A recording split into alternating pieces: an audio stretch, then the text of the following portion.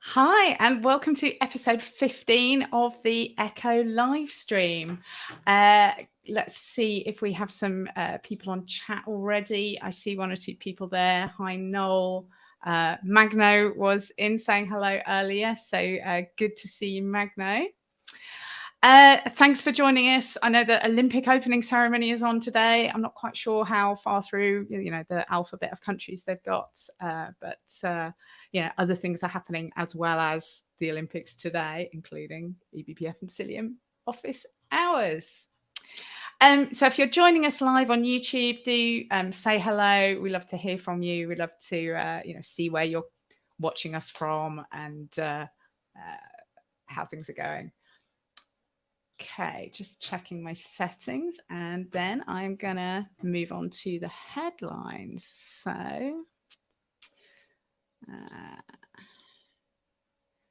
okay, let's make that a bit bigger.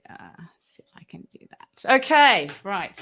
So today we're going to be joined by Itay Shakury from eCHO Security to talk about Tracee. But before we get onto that, let's talk about a few of the headlines today. So important news is that there are a couple of call for papers, call for proposals closing very, very soon. So the eBPF Summit, which is happening next month, August 18th and 19th, you can just about still squeak in your ideas for lightning talks. That is closing at the end of day today. So do get your lightning talks submitted as quickly as possible. We've already been working on the schedule. There's some really great talk proposals that have already come in, and it's going to be a really good event. Another CFP is for the Cloud Native eBPF Day that's co-located with KubeCon in October in Los Angeles or around the world. It will be a hybrid event. The CFP for that is closing on Sunday, so you've got a couple more days to get your proposals in for that. All right, I see a few more people joining us. Hello, Rory. Hello, Khalid. Hello, Shahar. Really good to have you with us today. Okay, so a couple of articles that kind of came to our attention this week that seemed pretty interesting in the world of eBPF.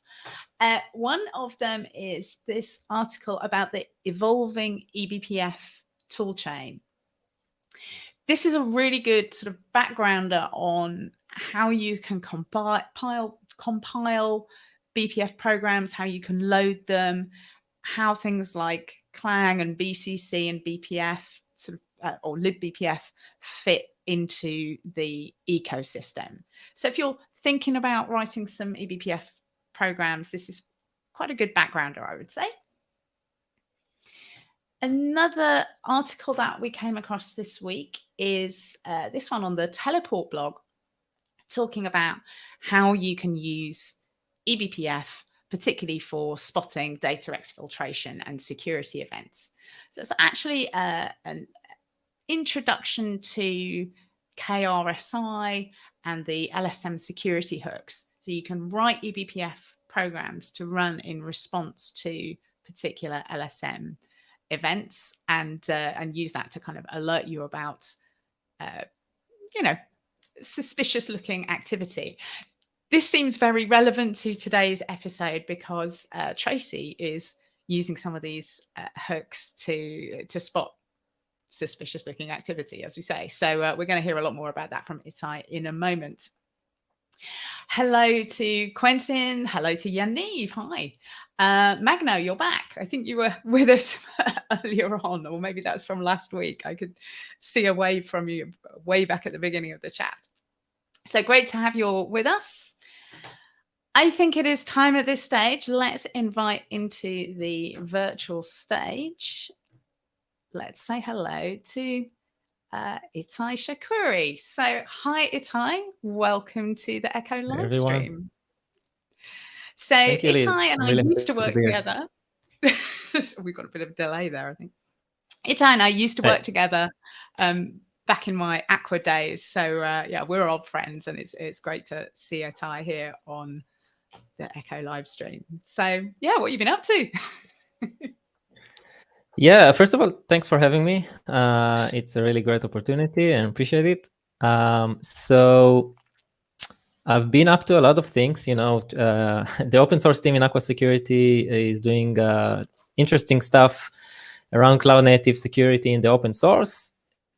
Also, Tracee, which is evolving from day to day. I think that maybe some of the people had the opportunity to hear about Tracee maybe a year ago, a couple of years ago, maybe when we were talking about it in the early days, and it has gone a long way since then. And I'm happy to share where we are at today.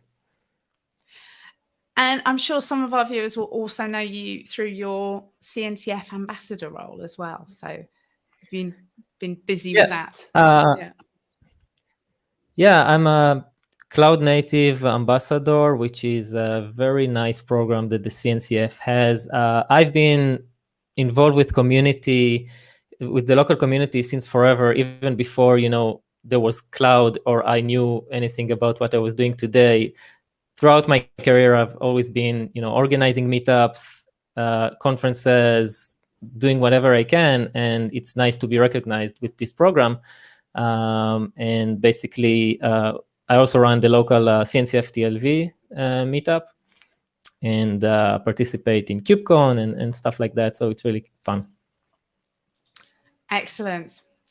Right, so let's turn to the topic of Tracee. So Tracee was something that we were working on back in my time at Aqua, but I'm sure quite a lot has changed in the time since then. So I'm looking forward to hearing all about this. So Tracee is about runtime security. You want to tell us more about it? Yeah, so Tracee is a runtime security solution using eBPF. It started as a tracing tool, and this is obvious by the name. And we've been using it for a few of our commercial products. We've been using eBPF technology in our commercial products. And as it grew, we decided that it's valuable enough to just open source it. And this is what we did. And it started by open sourcing the engine to one of the products as just a container tracing tool. And then we added a lot of features to it. It started to evolve. And over time, it became a runtime security solution, which means that today, Tracee is a container that you can Docker run in your machines, in your environment. And the purpose of this runtime security solution is to detect suspicious behaviors at runtime. This is what it's all about. So we basically collect everything we can from the operating system, and using eBPF, of course. And then we detect suspicious patterns. If I could share my screen, I could show like a very high level diagram of what's going on there. I think right now we've got a million instances of us. Yeah. So you should see now like a very high level picture diagram of what's the data flow. So basically, there's an eBPF probe that's collecting events. We have splitted the code base into two functional components, Tracee eBPF and Tracee rules, because they could be used individually as well. So Tracee eBPF is the one that's instrumenting and collecting events, and it generates a stream of events. Basically, everything that happens in the operating system. You can think about system calls, and it does collect system calls, all of the system calls, but there's also actually a lot of stuff on top of system calls that I will actually demonstrate even soon. And then we take this raw stream of events and we feed it into the next component, which is Tracee rules. This is a rule engine. It gets this stream of events and it looks for very specific patterns that we have identified as suspicious. And once one of those signatures, we call them signatures, the code snippets that look for patterns, one of the signatures detects something, then you get a detection. This is now a human-readable, actionable message that says something that you can react to. You could have identified that by observing the raw data, but it's very hard. And this is why we automate this process. And then you can also plug that into your organizational communication system. You can send that into Slack, email, Jira, whatever. So that's a very high level of how Tracee works today. And Tracee eBPF is open source. How about the rules? Do we have some open source rules that people can apply? Yeah, so if I'm going to jump into Tracee on GitHub. So this is Tracee on GitHub. By the way, everything that we're going to show and discuss today is open source. It's under Aqua Security/Tracee. And you see those two components here. If you go into rules, you see a bunch of signatures. They're separated right now into Rego and Golang. We'll discuss that in a second, I hope. And basically, we see a collection of initial signatures. This is you can consider this like a demonstration of what's possible using Tracee. We also have a lot more signatures that we have already written, and we're planning to open source some of them in the near future.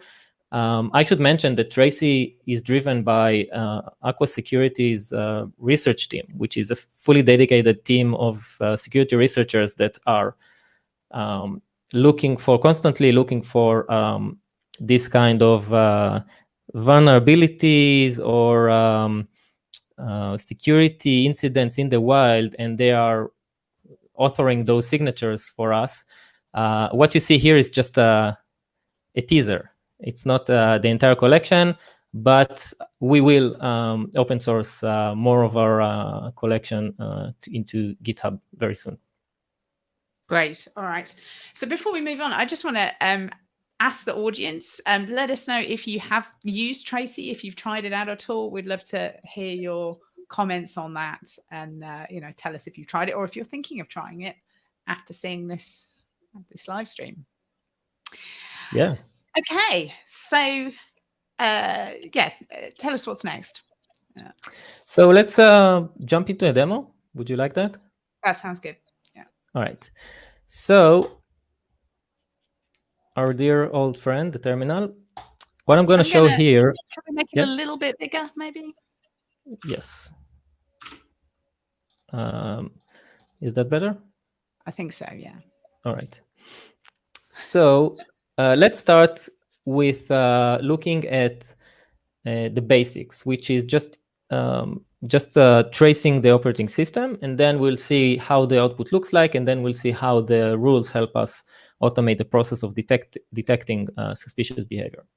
So I'm going to start by just running Tracee eBPF, right? Just like this. I'm going to run it. It's already like collecting a lot of things because a lot of things are happening in the operating system. And you can see here the basic structure that we produce. You get a list of events, and for every one of those, you see who initiated it, what was the command, process ID, what's the system call, what are the arguments to the system call, and so on. And this is what we call the raw data. And you see quite a lot of raw data being collected here. I have a program here. I'm going to run, and it prints hello world. And I want to prove to you that it is doing something else besides hello world. So I want to trace it. So let's trace it with Tracee.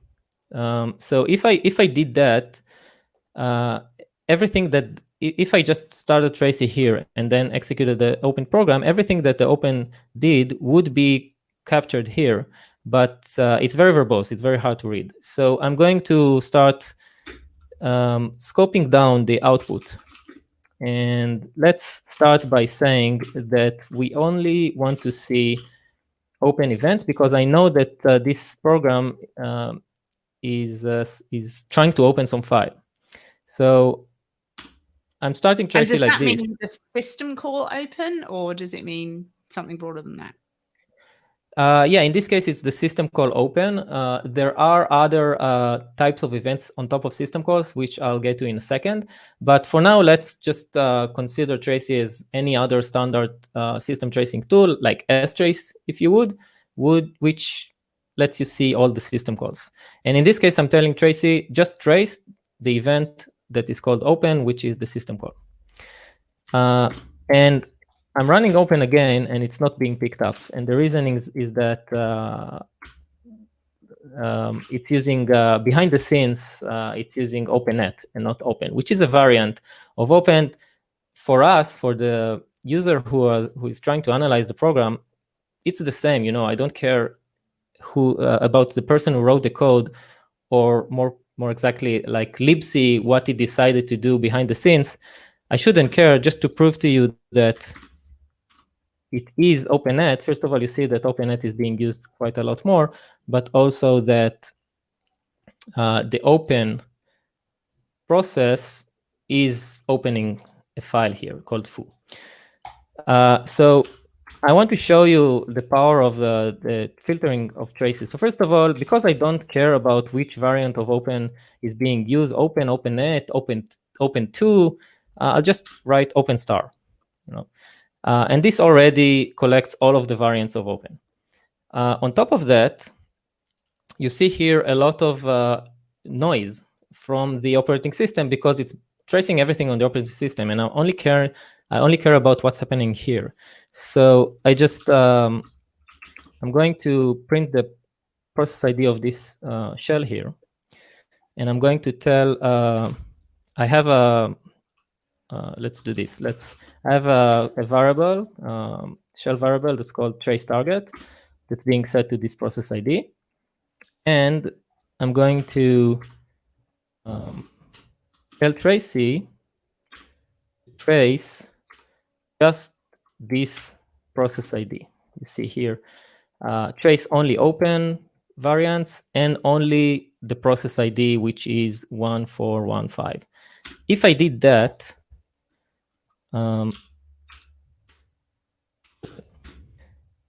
it still doesn't work, and the reason is that it's doing what we told it to do. It's tracing only things that came from this shell, but the event that we're interested in didn't come from the shell. It came from the process open that was started by the shell. So basically, it's a child of that process. So we have another very useful trace option, which is called follow. So basically, yes, filter for this process ID, but also follow it into whatever it is spawning. And now we're starting to see interesting information which is relevant to us. So now we see here the system call opennet. We see that this process invoked opennet, and it's opened this file foo. I want to know what is foo, but I don't know where it is. Like, it's relative, as you see here. And I don't know what it is relative to, because it's relative to, according to the opennet documentation, if you read it, it says that if dirfd is defined and path name is relative, then path name is relative to dirfd. Okay, so what is dirfd? We can see here that dirfd number 3, the file descriptor 3, is being opened before that into dot. Okay, and then we could maybe look at CWD to understand what is dot. It's starting to get complicated, and this what brings me to discuss Tracee's abilities to trace not only system calls, because system calls are the basic of tracing. Of course, we have to have them. But if we are talking about tracing for security purposes, we sometimes need more reliable and accurate information. And we do that by allowing you to trace other kernel events besides system calls. So I'm going to, just for a second, do this. Tracee minus minus list, which just lists all of the things that it can trace. And it starts by listing all of the system calls. You see, for example, you have this system call, setns, which will, you can tell Tracee to trace setns, and it will give you this kind of information in the trace. If you scroll down, you will see so the middle another column category. is that parameters to that event. No, so yeah, so this is the event name, the system call name. This is the arguments that will be printed once it's traced, and this is a grouping of the events into useful groups that you could trace. So if you don't want to handpick the system calls that you want to trace, you just want to tell it, trace all of the file system related events. So you can just tell Tracee to trace this set, we call these sets, and it will trace, you see this, for example, move mount is included in the FS set, and FS open is also included. So it's basically groupings of events into useful categories. Cool. We got a so what I want from to Khalid, who said this looks like strace, but I think we're probably kind of getting to the point where it starts to build on top of what you can do with strace. But I think it's fair to say that it starts doing something very similar to strace, right? Yeah. So far we've seen something that's similar to strace. Let's come back to this question at the end of the show. And if you still didn't get what's the difference with strace, then I'll be happy to explain it again. But I'm sure that you'll get it. So what I want to show here is that other kinds of traceable events that Tracee can trace for you, which are not system calls, these are things that we chose to trace for you, which are more useful even than system calls. For example, in this case, I showed you that open8 gives you some information which is meaningless. I don't know how to even react to it. I would like just the path to the file. What is the file that was opened? So in this case, I can trace security file open event. This is basically hooking into a Linux security module event, which is a Linux facility for implementing security modules. It doesn't matter for this purpose. What we're interested in is that this event will give us more accurate information and more reliable information. You can see that it gives you these arguments, and let's just look at it in action. So let's add here open all of the opens and also security file open, and do the same. And now you can see for yourselves that this is the open8 with the DRFD relative to full relative to DRFD, and this is the security file open, which gives me the full. It's breaking off here because of the size. Let's do it like this. Maybe is it still fine? You can see here. All right, I'll return to the bigger one after I just make this point. This is the resolved absolute path of this file that was opened. No nonsense. You don't need to work too hard in order to understand what happened here. And this has a few advantages over system calls. First of all, it's reliable. It will always look like this, unlike open variants, which really depends on the way that the user invoked the system call. It can give you an absolute path or a relative path relative to DRFD, or if DRFD is a special value, then the path is being interpreted otherwise. So it's really complicated to understand what's going on there. And this gives you a reliable value that you can always understand. This is one thing. And is that value reliable in the sort of secure sense? Because I know for system calls, there can be a time of check to time of use issue where yeah. So can... this is why I said this is one thing, because there are other benefits. So first of all, it's reliable.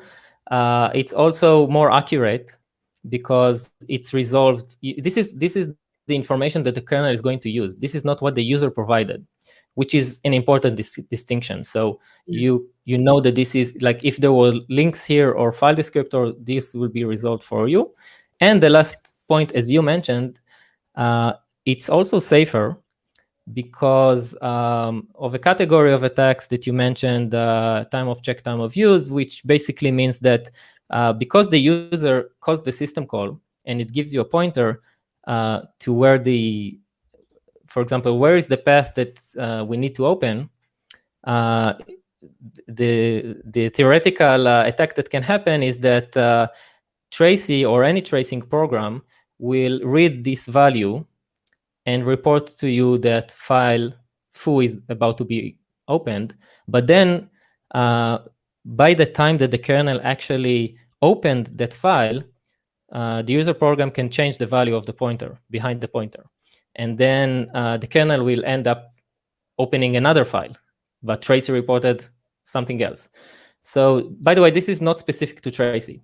Like any syscall-based tracing tool is this is applicable to any syscall-based tracing tool, and this is why we added these events, because Tracee is a security tool. It's not just an observability tool nice to have.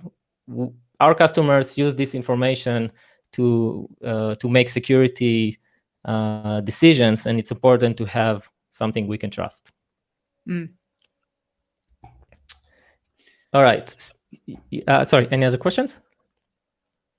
I think not right now, but audience, go ahead with your questions. Yeah, please. All right, so we've seen basically how Tracee eBPF looks like, and my point here is that Tracee eBPF has a very comprehensive filtering mechanisms that you can tell it to trace everything exactly how you want it, and also to eliminate all of the noise, which is what's really important for kind of security research or analysis scenarios. You could always ask for everything, but then you wouldn't know where to start. And with this very comprehensive filtering syntax that we have here, you can tell Tracee to just focus on the right things, but to know that it's useful for you. And it's being done in a very performant way and safe way, because the filtering is done in the kernel, in the eBPF program. It's not like we collect everything and then remove what you didn't want. So it's very cool technology. I was going to ask if collecting all those events has any kind of performance impact, but I guess the answer is it's really going to depend how many events you're collecting.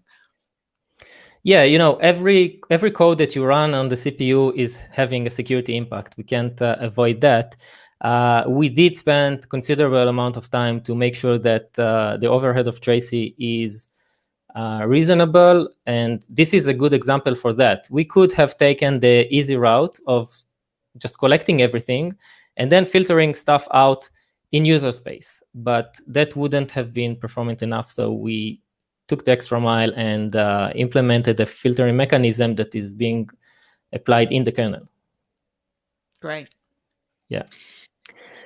So is now a good time to talk about how we can apply those events or apply rules to those events? Yeah. So basically we can start tracing and look at raw data and analyze it. No one wants to do that. So we also have the rule engine, the other side of the equation. And we could start by just saying that you can tell Tracee to just output JSON information, and then you can pipe that into something else, like for example, JQ, and then write some JQ expression that filters it down. For example, in this case, it's looking only at open-net events and then printing the first argument. I don't know, this is what probably the last command that I ran, but it's doable. You could do it, but you see, we didn't even start to express our business logic, like what we are really looking for, and it's starting to get unwieldy. So this is why in Tracee rules, in the rule engine, we chose to go with a different language to express the signatures business logic, and that language is OPA, the Open Policy Agent language. So I'm gonna spend just 1 minute to tell you about OPA for those who don't know what it is. Although it's pretty popular, I think, in the cloud native world, but still, for the sake of the audience, let me zoom here as well. So OPA is basically a policy language, general purpose policy language. It's, I think, more popular in the scenarios of Kubernetes related flows, like admission control into Kubernetes or authorization and stuff like that. Basically, it takes a JSON document. This is a Kubernetes pod, and you can ask questions on this incoming event. Here are examples for a few questions that I already asked, like, is this a pod? How do we know if this JSON is a pod? We look at the kind and see if it's pod. So this is what I wrote here, like, if input.kind is pod, let's evaluate this. And you see that the answer to the question is pod is true. So it's that easy. And we can, there are more advanced queries that you can write. You can drill into data like arrays, for example, into the containers and then into a field of the container.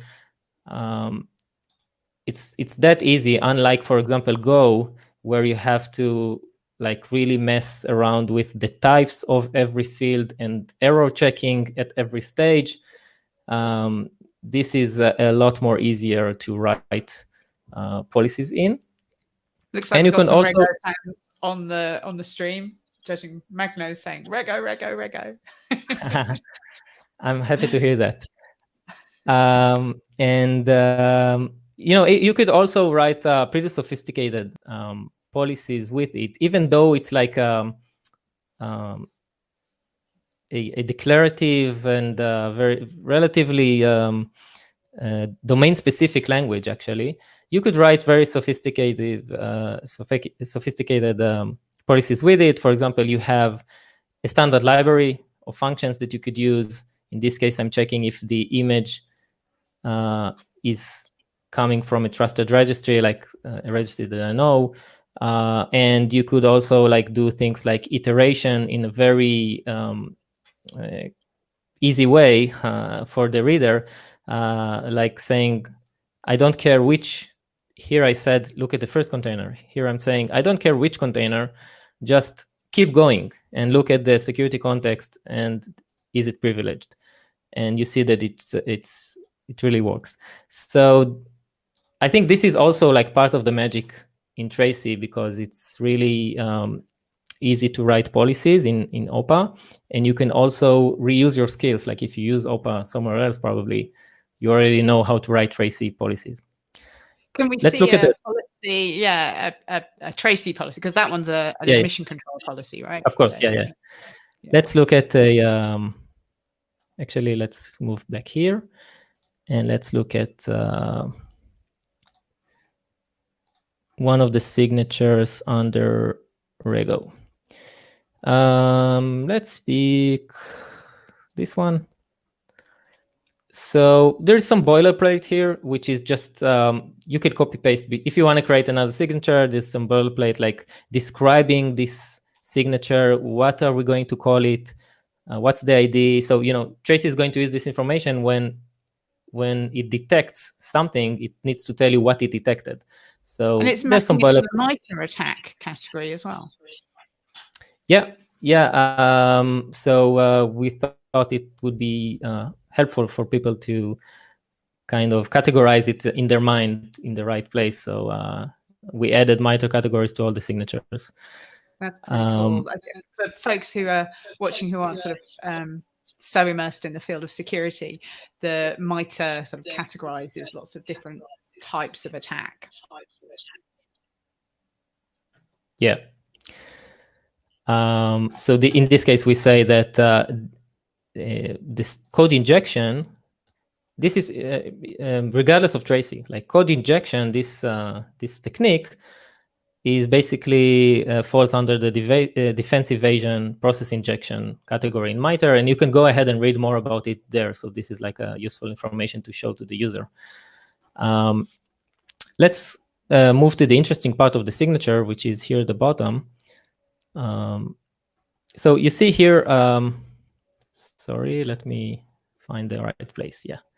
So you see here 3 Rego rules. All of them are called Tracee match. This is like a conventional name that we chose.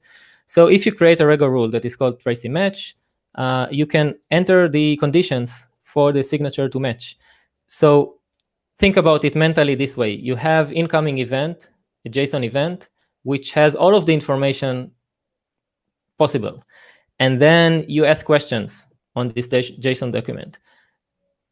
Is the input event name is ptrace? Okay, let's look at the request argument of ptrace. Okay, let's see if the argument value is ptrace poke text, which indicates that someone tried to poke at the text section of some process, which is, in other words, it's a process injection. And there are different techniques to do process injection. It's not just this one. So we've mapped the other ones as well. Let's like move here. There's a system call that is called process VM write v. So if the incoming event says that it's process VM write v, and the destination PID, like the process that we are trying to write into is not us, well, it's a process injection. And here's another technique. So if someone did try to open this proc/pid/mem file for write, that's another way to manipulate another process's memory. So this shows us a few things. First of all, Tracee is a security product. It's security driven. I don't know how many of you could have written this kind of deep security attacker techniques in signatures. So we've done that for you. Our research team has done this for you. So this is one nice thing. And the other one is that I think it's really readable, just 3 lines of code to express a pretty severe, I think, attack technique. So that's pretty cool, I think, and it's all thanks to Rego. By the way, I say Rego and OPA interchangeably because Rego is the name of the language and OPA is the name of the engine. So it's the same to us. Awesome. So can you show us one of these rules actually detecting a suspicious event? Yeah, sure. So so far I've been executing Tracee eBPF binary. Here's like locally compiled. Let's do what most users would probably end up doing, which is to just run the Docker container. So it looks a little bit like this. Basically, it's a Docker run Tracee, right? And here we just say that, yeah, remove this after you're done. It's privileged. Of course, we're doing eBPF stuff. We need a host process namespace for Tracee to work. And we're also mounting this directory from the host because Tracee uses it to as a scratch space sometimes, and we want to keep it around. You can actually skip it as well. But in a nutshell, it's Docker run Tracee. And let's run this. And you see that it's loaded a few signatures that comes pre-built with Tracee. And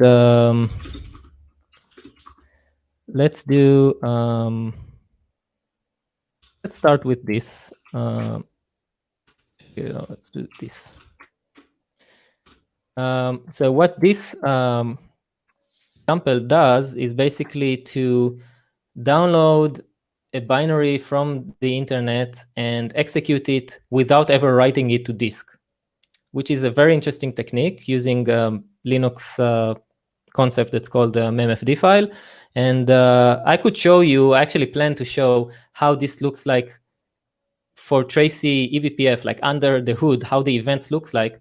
But you don't need to mess around with that because there's a signature for it. And it tells you a fileless execution happened. Maybe it's like there's very rare cases where it's going to be legitimate. And if there are, you can accept those. But basically, it looks like something suspicious. We don't know if it's malicious, but probably suspicious. Let's do something else. This one is doing something else, a technique that is called anti-debugging, basically occupying the debug the handle using ptrace, and then it means that it's an indication for kind of suspicious behavior. There are more. They're also categorized by severity. So not all of the signatures are like something that you need to stop everything you're doing and react to, but it's definitely interesting information. So this is how it looks like on the standard output, but you're also not going to sit around and stare at the output from Tracee all day long. Most likely you would do something like this, configure Tracee to call a webhook or something like that, where you will react to the event. I'm trying to pull up something here. If you want to take a look, the documentation, this is like the integrations section in the documentation. The documentation is linked to from our GitHub. And basically, you can call a webhook. You can use a Go template to tell Tracee what the payload is going to look like and the content type and so on. We've even included an example with Falco Sidekick, which is a popular container that you can run. It's basically a webhook server, webhook receiver that you can configure to integrate with your other systems. For example, you can tell Falco Sidekick how to communicate with Slack. And then what you do is just run Tracee like this. And let me make this larger. And then you tell Tracee to call this endpoint whenever there's a detection. This endpoint is the endpoint that Falco Sidekick is listening to. And you have a pre-built template that is compatible with Falco Sidekick. So basically, if you just take this line and run it and give it an address of a Falco Sidekick instance, it would just start integrating with your Slack, Teams, PagerDuty, Prometheus, Jira, and whatnot. Very cool. Got a very interesting question from Nick in Chicago. Hi, Nick. He's asking if the Tracee community have any recommendations on how you implement or deploy Tracee in Kubernetes. Would you run it as a daemon set? You've just shown us an example of it running as a, just Docker run, but how would you deploy it? Yeah. So basically, there is a, if you go to Tracee here, there is an example for a daemon set that's running Tracee, and it's actually also running Falco Sidekick. So this is like an example of how you would run Tracee in a Kubernetes cluster. It also sets up Falco Sidekick and Tracee for you. So that's, I think, what you were looking for.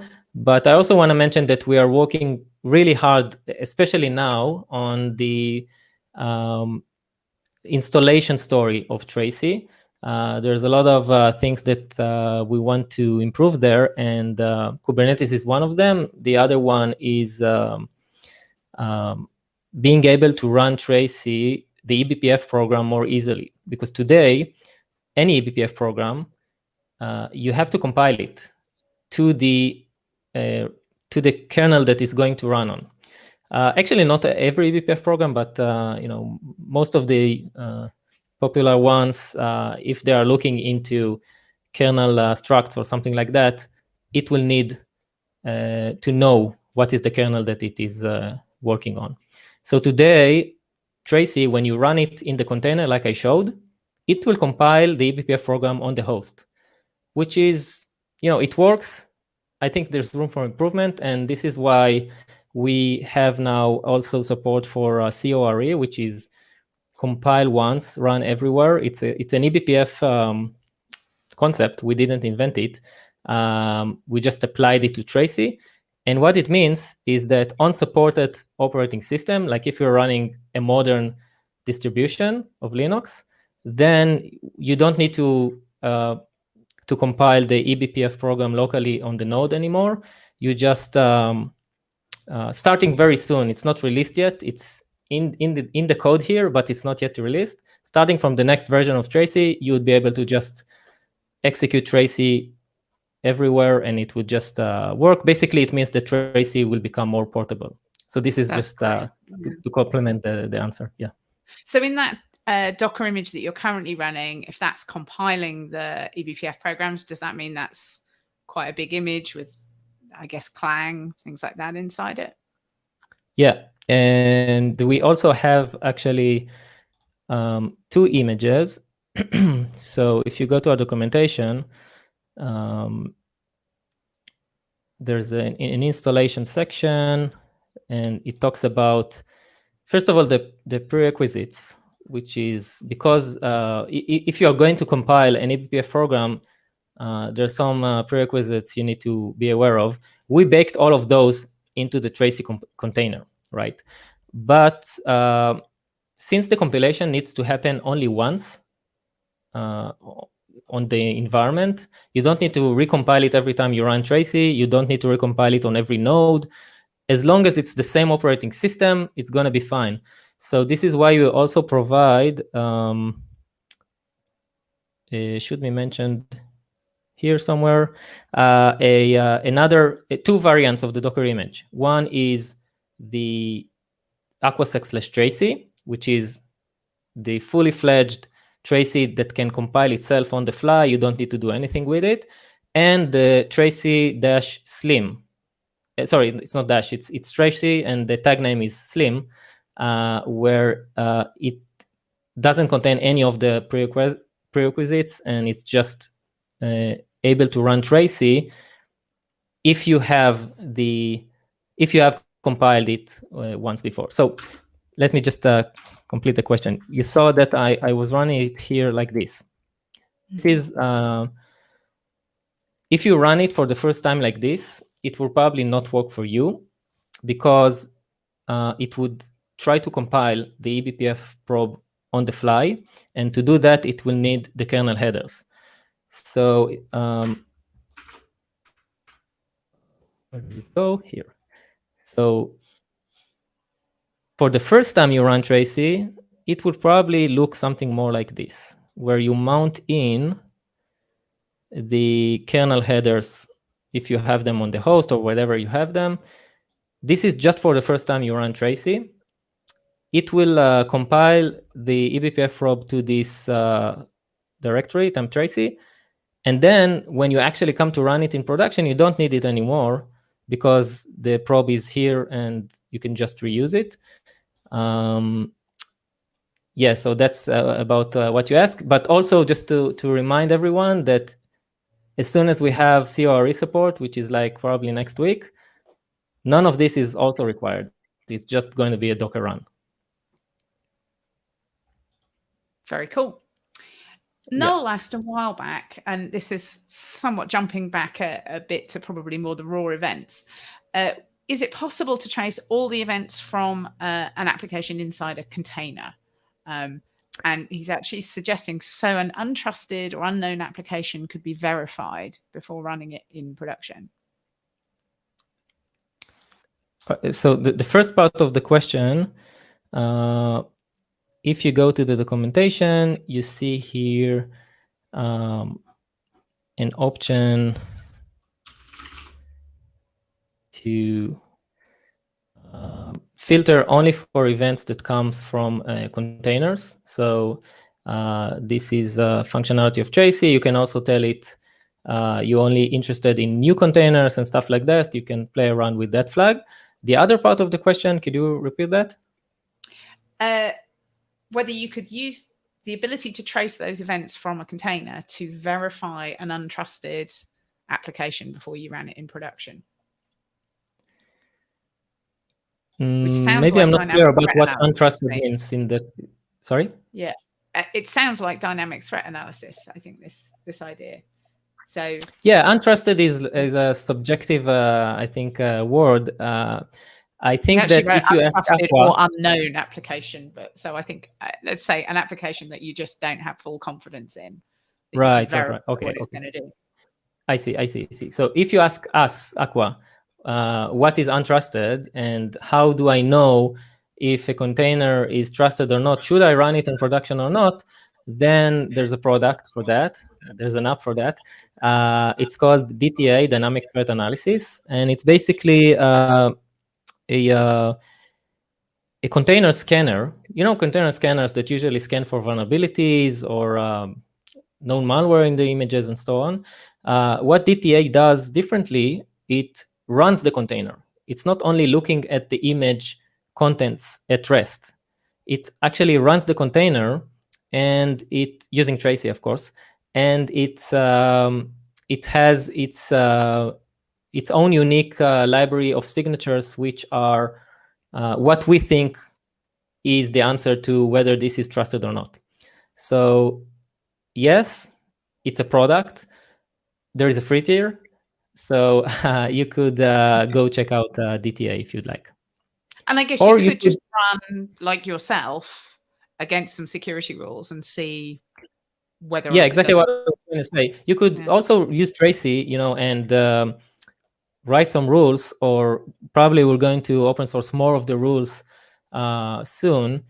But I think the hard part here, after you get around the engineering part of how do I collect the events, how do I analyze them, how do I make it efficient, and so on, then the harder question is, what do I even looking for? What am I even looking for? Like, what are the rules? And this is where products have their threat analysis database or something like threat intelligence database, something like this. In the open source, we will have a very extensive library of rules. Again, what we've open sourced so far is a taste of what's possible. And we're also looking forward to contributions around that. So if you have ideas of what you would look for, what you would classify as trusted or untrusted application, we are very, very, very interested to hear that. All right, we're getting pretty close to the end of the hour. Do you want to just talk a little bit about the implementation, the sort of eBPF and libbpfgo side of things? Because Tracee's written in Go, right? Yeah, Tracee is written in Go. It's a decision we took early on because we wanted. By the way, it wasn't an obvious decision. Back then, like, a lot of the eBPF ecosystem was Python or C, C++, not a lot happening in Go. We wanted really hard to make Tracee in Go because of the community. We wanted to be accessible for everyone to understand what's going on, contribute code, and also play nice with the cloud native ecosystem, which is all in Go. So this is a decision we took early on, and the trade-off was that there wasn't a good, for us at least, there wasn't a good way to work with eBPF back then. We started by using another library, Go BPF, that we found. We actually contributed to it for a while, improvements, but after a while we figured that we need something that looks a little bit different, and there was an opportunity to just create what we needed for Tracee. So we created libbpfgo. Let me show you where that is. If you go to Aqua Security /libbpfgo on GitHub, this is unrelated to Tracee. It's a Go library for working with eBPF. It is a wrapper around libbpf, which is the C library that is being maintained alongside the Linux upstream BPF code, and basically it just was everything we were looking for to work with libbpf from Go. There are other people who use libbpf Go besides us. By the way, you mentioned telepresence at the beginning. I think they're users as well of libbpf Go, and we would be very happy to hear what you think about it. Go ahead, try it. If you're writing in Go, it should be very useful for you. Fantastic. So I guess just to wrap up, can you tell us a little bit about how, Tracee has been used, what kind of community reaction you've had to it, how things are going? Yeah, so Tracee is a relatively young project, I think, and it's also evolving quite rapidly. We do know of users by their GitHub names, so there are people who actively contribute to us. They became like friends of Tracee, and we're grateful for them. And we are also, always looking for new users. So if you like Tracee, if you like today, give us a star and, tell us what you think by opening a discussion on GitHub. This is where we collaborate and communicate. And there is a very exciting roadmap for Tracee. So we'd love for everyone to be part of it. Fantastic. If you are out there watching and you have any last questions for Itay, this would be a good time to type them in, because there is a little bit of a delay. And, by the time you hear me saying this and then you typed in your question, I don't want to have closed the door. Any last points that you would want to make, Itay? No, I don't think so.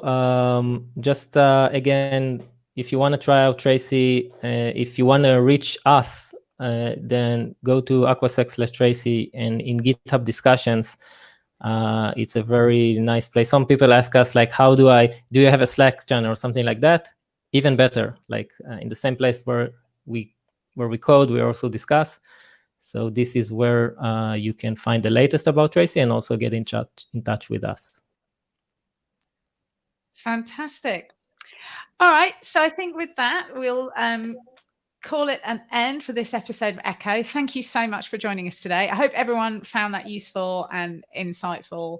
And I think it was really cool to see another tool built on top of eBPF. It's come on quite a way since I last saw it. So that's really, really good to see. So thanks, Itay. Thanks, everyone. Great to see you all online. And next week, it will be Duffy back at the later US time zone slot for eCHO. So I'm sure we'll look forward to seeing you all then. All right. Take care. Bye. Thank you, Liz. Thank you, everyone. Bye.